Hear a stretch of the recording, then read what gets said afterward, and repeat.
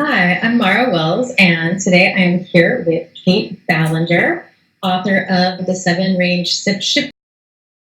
Can you give us a little background on the series?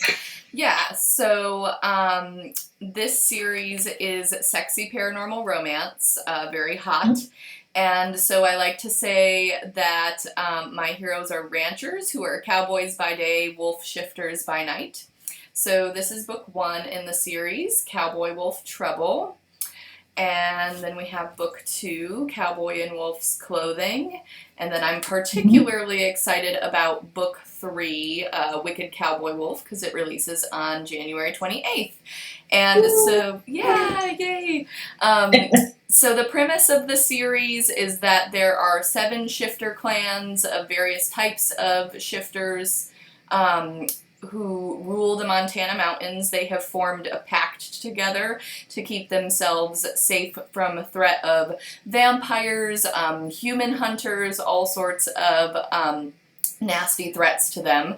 And the Grey Wolf Pack, which is the shifter pack that this series focuses on, they are the rulers of the Seven Range Pact.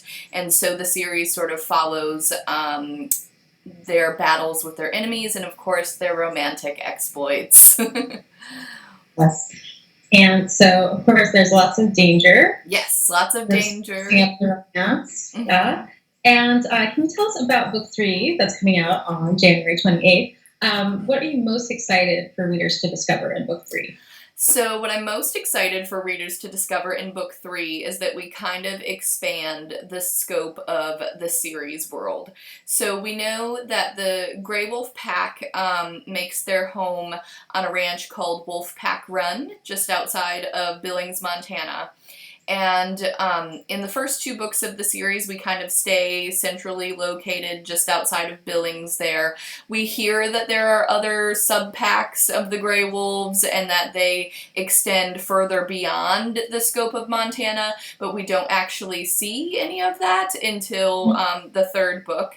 And we also see that there are sort of other shifters outside of the Grey Wolf Pack, and we get to know them a little bit more. So the hero of this book, Rogue, is a criminal wolf shifter who's actually an enemy of the Grey Wolf Pack. And the heroine is the younger sister of the Grey Wolf Packmaster. Her name is Maeve. So in the beginning of this book, they strike up a deal because there is a threat, a vampire threat against the Grey Wolves that they are trying to gain allies on. And they definitely need support to field this threat.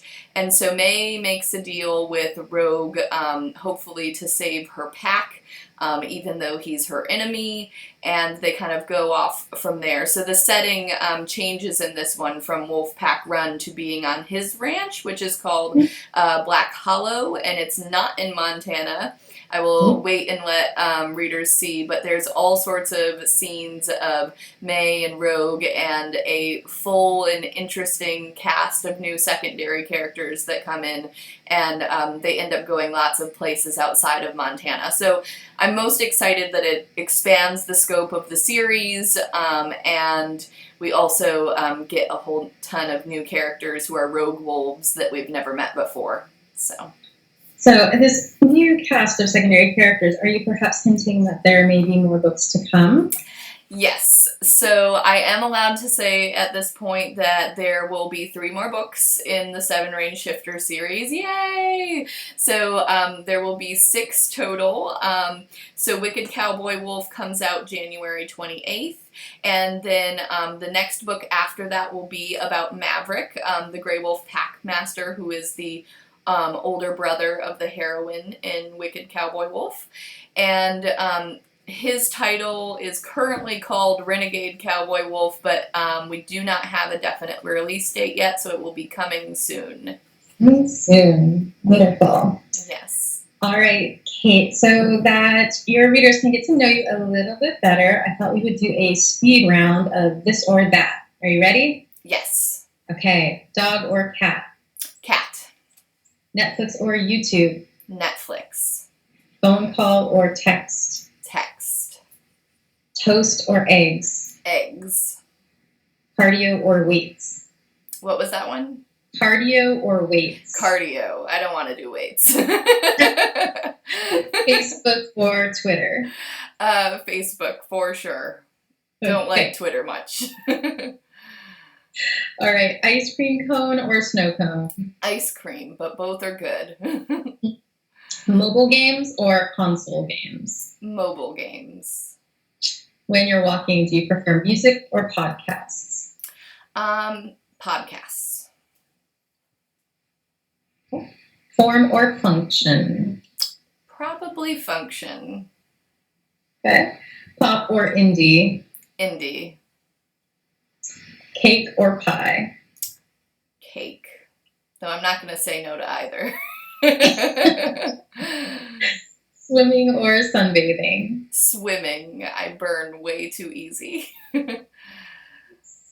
Are you high tech or low tech? Probably low tech. Do you prefer big parties or small gatherings? Small gatherings. If you had to choose new clothes or a new phone? New clothes. Would you prefer a rich friend or a loyal friend? Loyal friend. Do you work hard or play hard? Probably work hard. You don't get to play hard much as a mom. You have to choose between a nice car or a nice home interior. Nice home interior. What's worse, laundry or dishes? Dishes.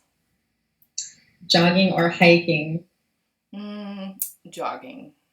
Bath or shower? Shower. Sneakers or sandals? Sandals, it's Florida. This one might be a little bit obvious. Glasses or contacts? Glasses. Burgers or tacos? Burgers.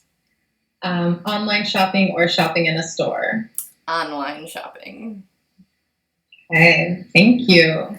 So now That was fun. a slow round to get to know you better as a reader and a writer, just sort of generally. So what is the first book that you remember making you cry? So I'm an easy crier when it comes to books and movies and all types of media, really. It's not very hard to get me very tearful. But I do remember particularly when I was younger reading a book that a teacher had recommended at school called Bud Not Buddy by Christopher Curtis? No, that's not the name. I can't remember the name of the author, but I remember it was a really good book. And I remember crying a lot because there was some really tragic sections of that particular novel, and it was really heartfelt. So, Okay. Well, now that you're all grown up, we know you love romance. What's your favorite type of romance to read? So a couple different levels. I love to read paranormal romance, of course, since I write it. But probably my favorite romance subgenre is historicals. I love how tropey they are. I love the sort of sweeping ballrooms and the Duke who, sweeps her off her feet. My favorite, right, is the scenes where they're dancing in one of the season balls. That's always the best. I particularly enjoy enemies to lovers trope. Readers will see that reflected in my my own books a lot, particularly in Wicked Cowboy Wolf. But I think what I love most about any romance, but particularly about historicals, is it provides kind of the perfect setting for female characters who have been told they can't do something or they're not supposed to do something and they're gonna do it anyway. And I hope that comes up in my own books. I try to make it come up in the Seven Range Shifters series. So I think it does. All right, so when you're writing, what is your kryptonite? What throws you off your game? So the external factor would be my children, right? if anything is going on with them, I have a hard time saying, no, mommy can't come like hug you and kiss you and help you through whatever issue you're having. They're still very small. They're 4 and 1, so not even quite school age yet. So that can be hard, even though their father is an amazing caregiver and takes really good care of them while I'm working. But as far as the actual manuscript itself, I'm used to writing very chronologically. Occasionally, if I'm stuck, I will skip forward and try to write a scene that I've been looking forward to, but I kind of need that chronological element to help with the character development. Like, that's just how my thought process goes, like, because I tend to read through what I've already written, and that sort of helps cement who the character is in my mind.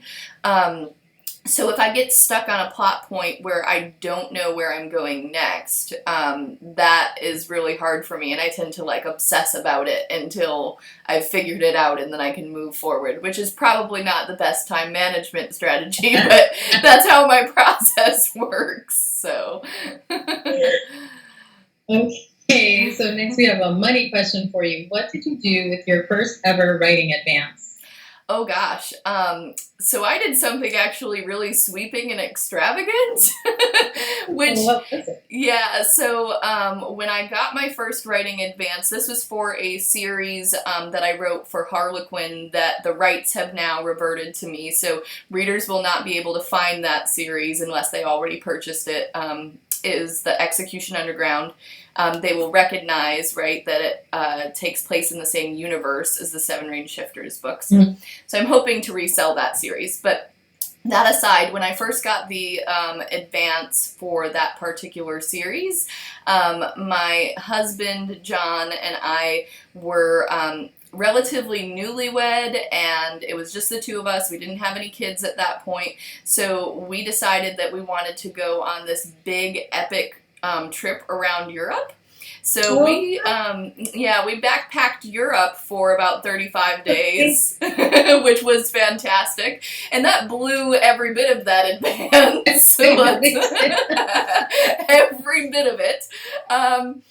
But it was totally memorable and wonderful. We started out in Spain, then went to France, we went to the Netherlands, Germany, and finally ended up in Poland because my family's Polish, and so I very much wanted to see Poland before we came back home, and it was the trip of a lifetime. So. Oh, amazing.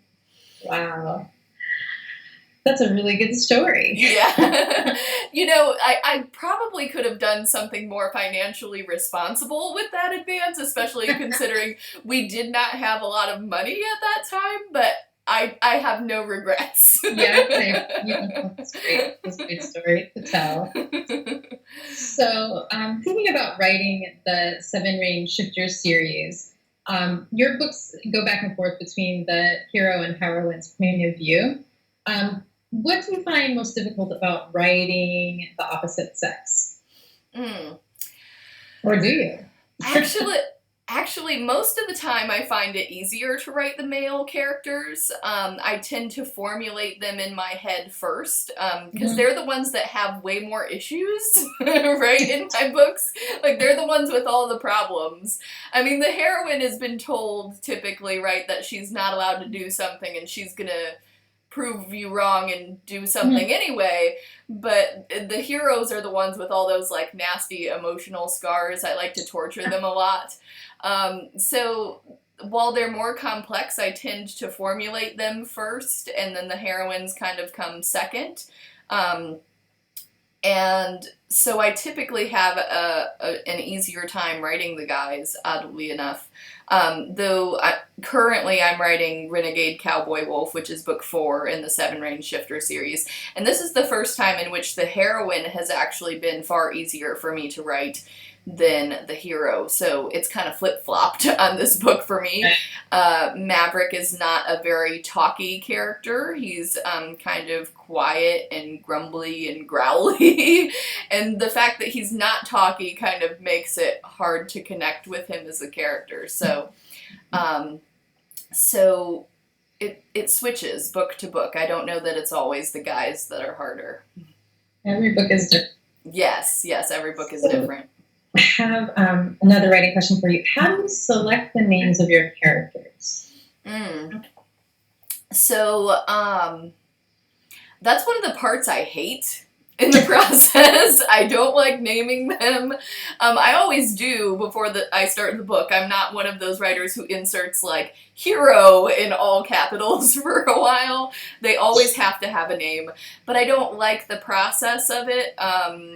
I didn't like the process of naming my children either, because I'm always worried I'm going to make a wrong decision, right? Or I'm going to regret what I came up with. And once they're named, it's not changing, right? It's got to stay that way. So typically I do like, for this series, I do a Western name search thing. So since they're all out in Montana, they're cowboys, right? They got to have these Westerny sounding names. So I do baby name searches and just kind of pick out my favorites. And then if there's one with a particular meaning that jumps out at me, I'll usually grab that. Interesting. All right, in book 3, coming out this month, is there a scene in the book that made you blush when you wrote it? So any readers who have read my books before know that they're very spicy. So yeah, there's probably a lot of blushing going on while I'm writing them. And I'm easy to make blush despite that I write these super hot books. My editor loves to say that when she reads my drafts of my books that she has to open the windows of the office because otherwise it's going to get like way too hot in there. So in this particular book, there's always that sort of sexy scene with the hero and heroine that is all the emotions of the book have been coming to a head. We're kind of at the climax, right before we go into that point of no return in the book. And so there's a scene in which it doesn't sound like a sexy setup, but I promise you in the book that it actually is. So there's been an issue on Rogue's Ranch, right, that the pigs that they keep there have ran out of water, which if you know anything about caring for pigs, they need lots and lots of water. So this is a problem because they have small piglets, right, who could potentially die if they get dehydrated.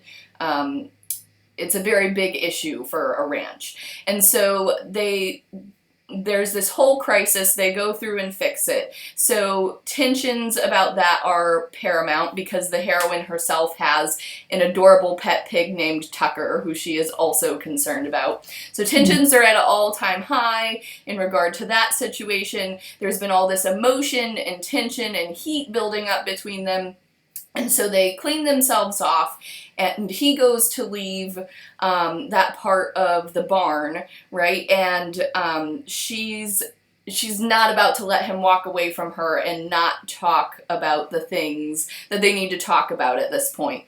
And so he's kind of trying to do whatever he can to get away from her. So he's using the fact that he has to get some hay, right, as an excuse.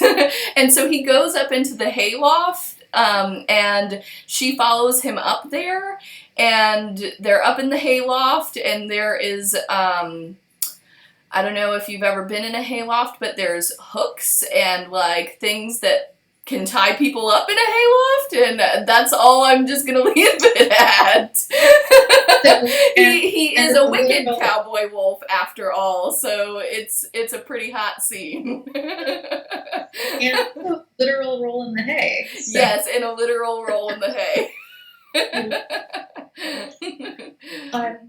This is my last question for you, Kait. What should I have asked but didn't? Oh gosh. That's a hard one. So I guess you should have asked me, right, about all the crazy animals that show up in the 7 Range Shifter series, because this is starting to be a theme. So when I first wrote book 1, Cowboy Wolf Trouble, the hero Wes has a horse named Blackjack. And when I was formulating the idea for this book, I'm like, a horse is not going to want a werewolf riding it, right? It's not going to be pleased about that. So Blackjack ended up being this ornery asshole of a horse. And, and I didn't think anything about it at the time. But when my editor got the book, she was like, we need more Blackjack on the page. He's fantastic. And then, so of course, when I moved on to book 2, I had to have something comparable. So Colt, who is the hero of book 2, has a horse named Silver, who is not quite an asshole, right? But he is disloyal. So as soon as the heroine comes onto the page, he suddenly favors the heroine over Colt, despite years of being his horse. And so it kind of, since this is also an enemies to lovers book, it kind of causes all sorts of antics between them. And then in Wicked Cowboy Wolf, right, not another horse in this, though Rogue has a horse that is somewhat humorous, whose name is Beelzebub. And, but the heroine Maeve has a teacup pig named Tucker, who is based on a real pig owned by my parents named Tucker.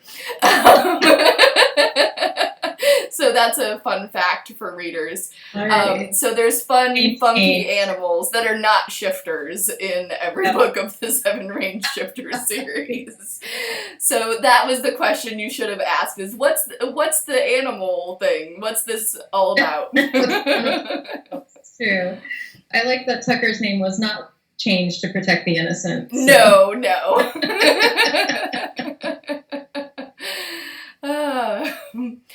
So speaking of animals, I'm going to move into a sort of shameless plug for... wrong way, right? Backwards on the screen. For Mara, because she is also an author of contemporary romance, and she has a book coming out on the same day as Wicked Cowboy Wolf. It is called Cold Nose, Warm Heart, and as you can see from the amazing cover, there are, of course, adorable animals in it.